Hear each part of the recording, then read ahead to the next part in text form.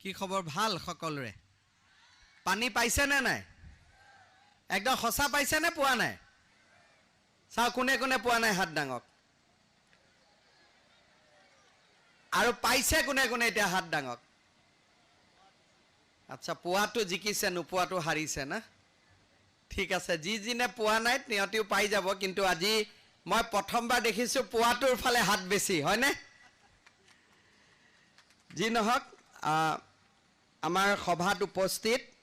বিশ্বজিৎ দৈমাৰী ডাঙৰীয়া অসম বিধানসভাৰ অধ্যক্ষ মহোদয় জয়ন্তমল্ল বৰুৱা ডাঙৰীয়া সন্মানীয় মন্ত্ৰী সঞ্জয় কিষাণ ডাঙৰীয়া সাংসদ দিলীপ শইকীয়া ডাঙৰীয়া বিটিআৰৰ মুৰব্বী প্ৰমোদ বড়ো ডাঙৰীয়া আমাৰ ওদালগুৰি সমষ্টিৰ সন্মানীয় বিধায়ক গোবিন্দ বসুমতাৰী ডাঙৰীয়া জেজেএমৰ এমডি কৈলাশ কাৰ্তিক ডাঙৰীয়া জিলা উপায়ুক্ত মহোদয়া আৰু উপস্থিত ৰাইজ আইসকল যুৱক যুৱতী বন্ধু বান্ধৱীসকল 2020-21 চনত এই বৰমুকলিত বৰলা মাল্টি ভিলেজ ৱাটাৰ সাপ্লাই স্কিমৰ বাবে ৰাজ্য চৰকাৰে 19.36 কোটি টকা মঞ্জুৰি কৰিছিলে আজি এই আঁচনিখন আমি ইয়াতে উদ্বোধন কৰিছো আৰু এই আঁচনিখনৰ বিষয়ে ইতিমধ্যে বিধানসভাৰ অধ্যক্ষ ডাঙৰীয়া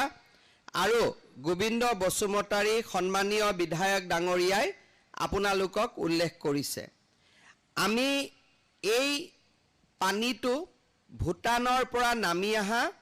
ননৈ নদীৰ জালিমুখ পইণ্টৰ পৰা মাধ্যাকৰ্ষণ শক্তিৰ সহায়ত আমি এই বৰমুকলিলৈ লৈ আহিছো আৰু ইয়াৰ পৰা কেবাটাও ৱাটাৰ সাপ্লাই স্কিমৰ বাবে আমি পানী যোগান ধৰিছো এই আঁচনিৰ পৰা আমলাগুৰি নাম্বাৰ 1 আমজুলি বৰবৰী পাহাৰ বনগুৰুম বৰঙাবাৰী মাজুলী টি ষ্টেট শান্তিপুৰ নেপালী গাঁও নাম্বাৰ 1 পূব কইৰাবাৰী ঘগৰা নাম্বাৰ 2 3 নম্বৰ কুণ্ডৰবিল 2 নম্বৰ সাতঘৰীয়া খৈৰা জুংগল নাম্বাৰ 1 সাতঘৰীয়া আৰু মাজুলী গাঁও এই গোটেইখিনি মিলি 2700 পৰিয়ালে পানী পাব আৰু পোৱাৰ কাৰণে ইতিমধ্যে আমাৰ ঘৰে ঘৰে পানীৰ পাইপৰ কামো চলি আছে এই আঁচনিটোৰ জৰিয়তে আমি 14 লাখ লিটাৰ পানী শোধন কৰি ৰাইজক দিব পাৰিম আৰু এই আঁচনিটো এটা আমাৰ অসমৰ জনস্বাস্থ্য কাৰিকৰী বিভাগৰ এটা সফল আঁচনি ৰূপে পৰিগণিত হৈছে এই আঁচনিটোৰ সফলতাৰ সহায় লৈ আমি ভৱিষ্যতে ভূটান পাহাৰত থকা নদীসমূহৰ পৰা এনে ধৰণে পাইপেদি পানী মাধ্যাকৰ্ষণৰ শক্তি দি লৈ আহি বিটিএডিৰ চাৰিওখন জিলাতে আৰু বিটিএডিৰ সংলগ্ন জিলাসমূহত পানী যোগান ধৰিবলৈ আমি চেষ্টা কৰিম এই আঁচনিটোত আমাৰ আটাইতকৈ ডাঙৰ লাভ যে আমি ইলেক্ট্ৰিচিটিত টকা খৰচ কৰিব নালাগে কাৰণ পাম্পেদি যিটো আমি নদীৰ পৰা পানী আনিব লাগে বা মাটিৰ তলৰ পৰা পানী আনিব লাগে সেইটো আমি মাধ্যাকৰ্ষণ শক্তিৰ সহায়ত বা প্ৰাকৃতিক শক্তিৰ সহায়ত আমি আনিব পাৰিম ইয়াৰ লগতে আৰু ডাঙৰ কথা হ'ল যে পানী এগিলাস ময়ো খাই চালো পানীটো অলপ মিঠা মিঠাই লাগে ইয়াত মই দেখিছো বেলেগ পানীতকৈ কিয় পানীটো ভাল লাগে কাৰণ ভূটানৰ পানীটো নিৰ্মল হয় আৰ্ছেনিক আৰু ফ্লোৰাইড নাই আৰ্ছেনিক আৰু ফ্লোৰাইড নাথাকিলে মানুহৰ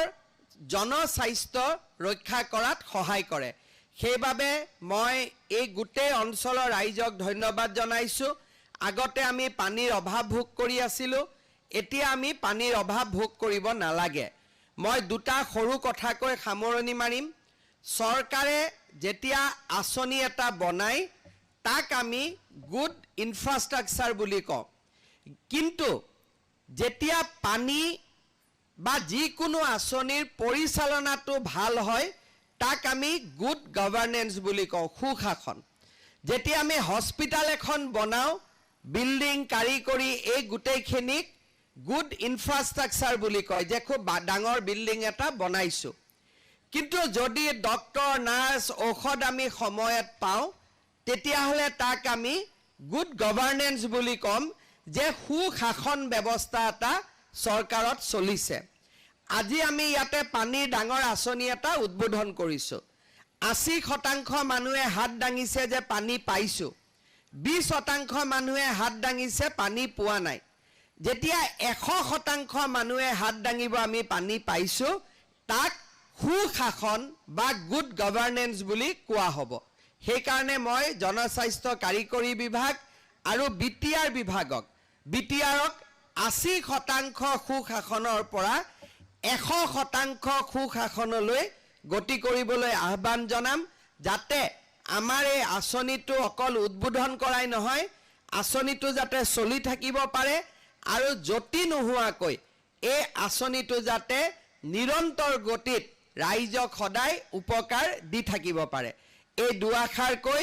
পুনৰ এবাৰ আপোনালোকক বহুত বহুত ধন্যবাদ জনাই মই মোৰ বক্তব্যৰ সামৰণি মাৰিছোঁ। জনস্বাস্থ্য কাৰিকৰী বিভাগৰ executive engineer, junior engineer, staff সকলোকে আকৌ এবাৰ ধন্যবাদ জনাইছোঁ, যাতে এই আঁচনিখন আমি অত্যন্ত সুফলভাৱে আমি পৰিচালনা কৰিব পাৰোঁ। ধন্যবাদ। জয় হিন্দ।